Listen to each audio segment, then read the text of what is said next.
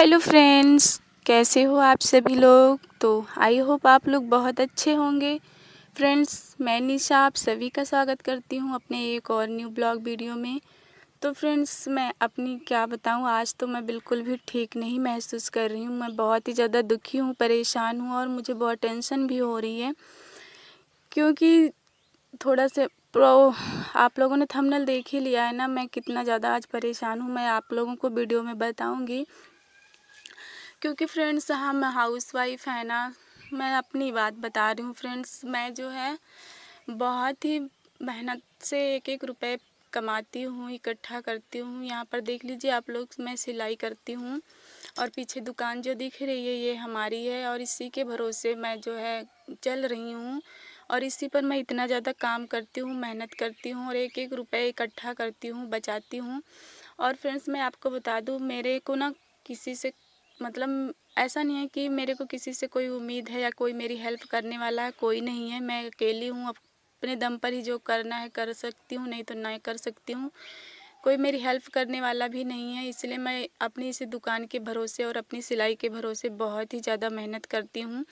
और ख़ुद का खर्चा, बच्चों का खर्चा, घर का खर्चा भी मैं उठा लेती हूँ। तो उसी के साथ साथ मैं थोड़ी बहुत पैसे भी बचा लेती हूँ। बड़ी मुश्किल से पैसे बचाना बहुत ही मतलब टफ़ है आज की लाइफ में, क्योंकि इतना सारा खर्चा, प्रेजेंट का खर्चा भी संभालो और उसमें सेविंग भी कर पाना एक हाउसवाइफ के लिए कितना मुश्किल होता है, हमारी बहनें ही समझ सकती हैं।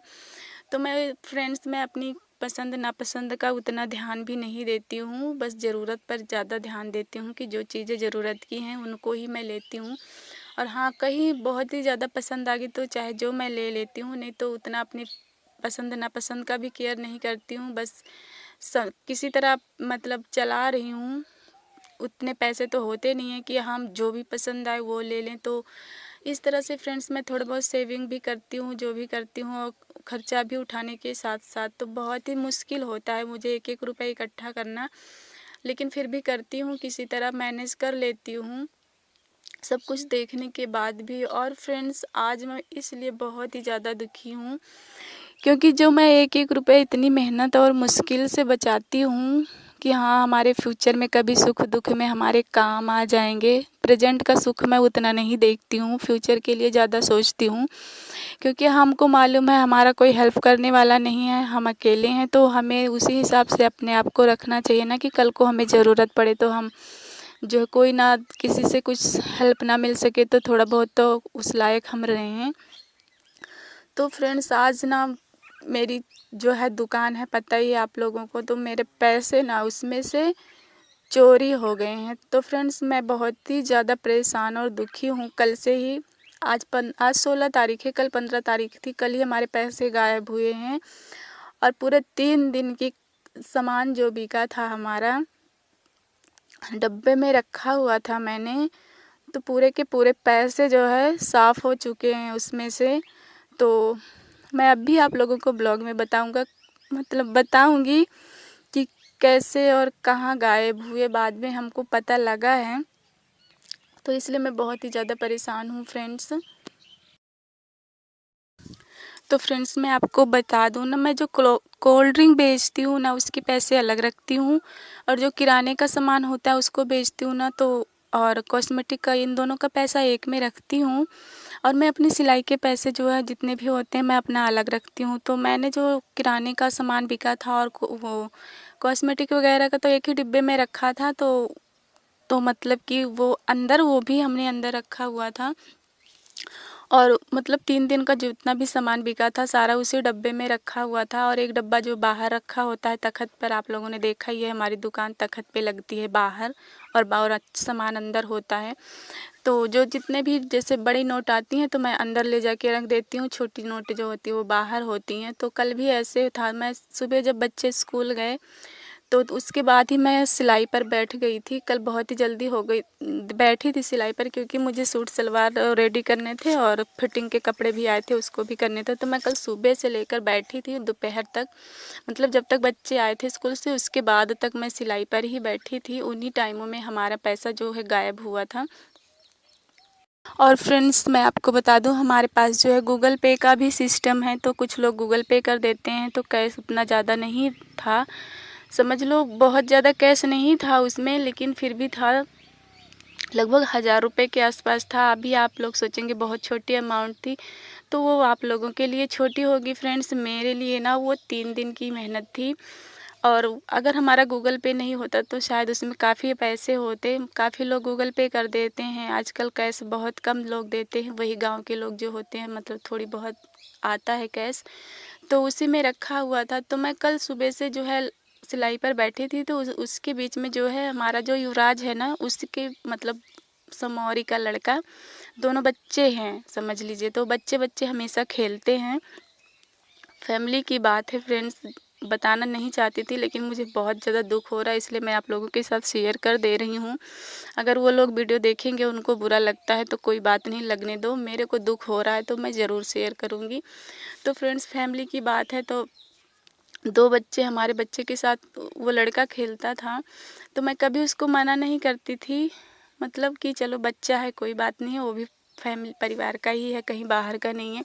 तो दुकान में अंदर बाहर बच्चे हैं, खेलते रहते हैं, कभी छुपन छुपाई खेलते हैं तो अंदर तक घुस जाते हैं, कभी मोबाइल देखते हैं बैठकर, तो दोनों लोग, मैं कभी मना नहीं करी। मुझे कभी विश्वास ही नहीं था कि बच्चा भी बच्चा है, छोटा सा चोरी भी कर सकता है। 8-9 साल का मेरा लड़का, 8 साल का है युवराज, वो भी 8 ही साल का है, बड़ा नहीं है ज़्यादा। तो वही लड़का आया था, तो मैं सिलाई पे बैठा, दुकान में घुस गया, तो मैं उसको बोली कुछ लेना है, तो बोला नहीं मामी कुछ नहीं लेना है। तो मैंने कहा अगर नहीं लेना है तो फिर दुकान में मत घुसा करो ना, बाहर रहा करो। तो मैं वो थोड़ा साइड को हुआ और मैं सिलाई पे बैठी ही थी, तो मैं सिलाई करती रही, मैंने ध्यान ही नहीं दिया वो कब मैं अंदर घुस गया। तो काफ़ी देर के बाद जब मुझे ना अंदर, मेरी मशीन थोड़ा धीमी हुई, मैं मशीन सिली रही थी, तो मेरे को ना अंदर से कोई आवाज़ आई, तो मैंने पूछा, मैं कहा कौन अंदर घुसा है, मशीन पे बैठे बैठे ही मैंने पूछा। तो बोला मैं हूँ मामी। मैंने कहा तू अंदर क्या कर रहा है, तो बोला कुछ नहीं बैठा ही, हम के जब घर में कोई है नहीं, युवराज भी स्कूल गया, तुम क्यों बैठे हो अंदर अकेले, वो भी। तो वो वहाँ से निकला और सीधे घर भाग गया। तो मैं उस टाइम ध्यान नहीं दी। तो फिर कल बाज़ार का टाइम था, तो मेरे को पैसे देना था, तो बोले मेरे को, मतलब बच्चे और हस्बैंड जा रहे थे मार्केट, तो बोले थे कि उनको कुछ, उनका पैसा हमारे पास था, तो बोले पैसे दे दो कुछ काम है। तो मैं कहा चलो ठीक है, अभी दुकान से दे रही हूँ, मेरा सिलाई का पैसा आएगा तो मैं उसमें डाल दूँगी। तो जब मैं पैसे ढूंढने के लिए डब्बा ढूंढी तो डब्बा मिल ही नहीं रहा था, तो मैं घर में इधर उधर झांकने लगी, तो एक पटरी बनी थी, तो उसके नीचे डब्बा पड़ा हुआ था, ढक्कन अलग पड़ा हुआ था। तो मैं देखते ही समझ गई कि मेरा पैसा गायब हो गया। जब मैं उसको देखी तो इसमें 1 रुपये भी नहीं थे, सारे पैसे गायब हो चुके थे। तो फिर तब मैं बैठ के सोचने लगी कि मेरा पैसा गया तो कहाँ गया। मैं सुबह से सिलाई कर रही हूँ यही जगह, और दोपहर के बाद जब तक बच्चे नहीं आए उसके बाद तक मैं सिलाई ही कर रही थी। तो कोई अंदर दुकान में घुसा तो कौन घुसा, तो मैंने दिमाग लगाया, मैंने कहा वही लड़का घुसा था दुकान में, बाकी और मेरे दुकान में कोई नहीं घुसा, और मैं कहीं गई भी नहीं, यहीं पर बैठी हुई हूँ। तो फिर मैं उसके घर तुरंत गई, मैं पूछी, मैं कहा लड़का कहाँ चला गया, बोला वो ट्यूशन गया है। तो फिर वो, मैंने उनके घर में बताया, तो बोले चलो अभी आएगा तो पूछेंगे उससे। तो फिर वो ट्यूशन से आया, तो मैंने उससे पूछा, तो फिर उसने सच सच बताया, तो कि हाँ मैंने निकाला है। मैंने उससे ऐसे ही बोला, मैंने कहा तुमने जो मेरे पैसा निकाला था वो कहाँ रखा है। पहले बोला नहीं मैंने कुछ नहीं निकाला है। तो मैंने कहा तुम्हारे अलावा कोई नहीं निकाला है। तो बोला हाँ। फिर किस बाद में बोला मैंने निकाला है, लेकिन उसने ये नहीं बताया कि उसने कितने रुपए निकाला है। यहाँ वहाँ सब जगह पता चला, वहाँ खर्च किया, वहाँ खर्च किया, कई जगह बच्चों से मालूम पड़ा कि खर्च किया है इसने, लेकिन उसने कबूल नहीं किया। बोल रहा नहीं मैं तो सिर्फ 10 ही रुपये निकाला हूँ। और 100 रुपये जो ट्यूशन में लेके गया था, मेरी पुरानी नोट थी, तो उससे पता चला कि वो पुरानी नोट मिली, तो वो रिटर्न मेरे को बच्चे ने किया। 100 रुपये मेरे को वापस मिल चुके हैं, बाकी और पैसा मेरे को नहीं मिला है। और वो फैमिली की बात है, तो मैं उसको ज़्यादा, मतलब कि मामी हमको बोलता है तो वो समझ लो ननियौरे में रहता है, तो हम उसको ज़्यादा फोर्स भी नहीं कर सकते कि भाई हमारे पैसे दो लाके। तो हम, मतलब शाम को उसको काफ़ी डांट पड़ी, चाचा वगैरह ने मारा वारा भी उसको, लेकिन उसने जो है, मैं तो गई नहीं थी, हस्बैंड गए थे, तो जो है मेरे को यही लगा ना कि उसने उनको मारा वारा उन्होंने। तो उसने बोला हाँ पैसे निकाला हूँ, लेकिन कहाँ कहाँ खर्च किया हूँ ये नहीं बताया। पर फ्रेंड्स मैं बहुत ही ज़्यादा टेंशन में हूँ कि वो चाहे बताए या ना बताए, मेरे पैसे तो चले गए, मेरी 3 दिन की कमाई चली गई। उसको चाहे मारो चाहे ना मारो, मेरा कोई फ़र्क नहीं पड़ता मुझे। मतलब कि फ़र्क पड़ने का मतलब ये है कि मेरा जो नुकसान हुआ है वो मेरा वापस नहीं आ सकता है। अभी कहीं और का बच्चा होता तो मैं उसको बोलती जाके घर में कि मैं कुछ नहीं जानती, मेरे पैसे मुझे वापस दो, चाहे कहीं से भी दो। लेकिन फैमिली की बात है, मैं उनको फ़ोर्स भी नहीं कर पा रही हूँ कि तुम मेरे पैसे दो। वो भी मतलब बच्चा ननियोरे में रह रहा है तो हम और भी नहीं बोल पा रहे हैं ज़्यादा। बस यही सोच रहे हैं अगर अपने मन से वो लोग हमको पैसे देंगे तो अच्छी बात है, नहीं देंगे तो समझो हमारा पैसा चला गया। जो मैं एक-एक रुपए करके इकट्ठा करती हूँ बड़ी ही मुश्किल के साथ कि इकट्ठा करूँगी तो मेरे किसी काम आ जाएगा।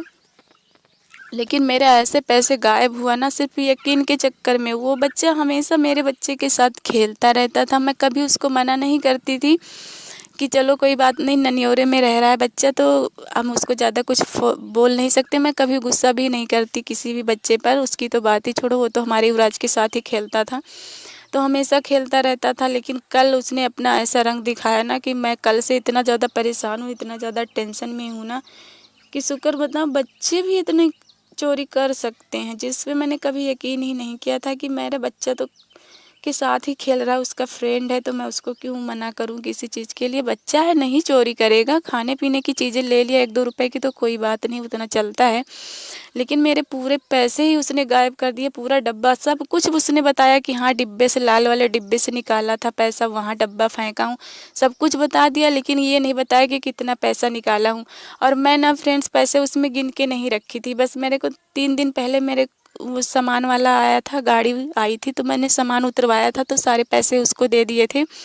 उसके बाद से जितने भी पैसे का सामान बिका था मैं उसे डब्बे में रखी थी और मैं गिनी नहीं थी। मतलब कि डेली पैसे नहीं गिनती हूँ, सोचती हूँ कौन सा गायब हो रहा है, जो भी रहेगा। हफ्ते में 2 बार सेलमैन आता है तो 2 बार मैं वैसे ही सामान खरीद लेती हूँ, तो उतना ज़्यादा गिनने की ज़रूरत नहीं पड़ती है। यही मेरी गलती थी, गिन के नहीं रखी थी। पर मुझे इतना पता है कि ज़्यादा नहीं था, 1000 रुपये के खाले ही था, 800-900 रुपये रहे होंगे ज़रूर।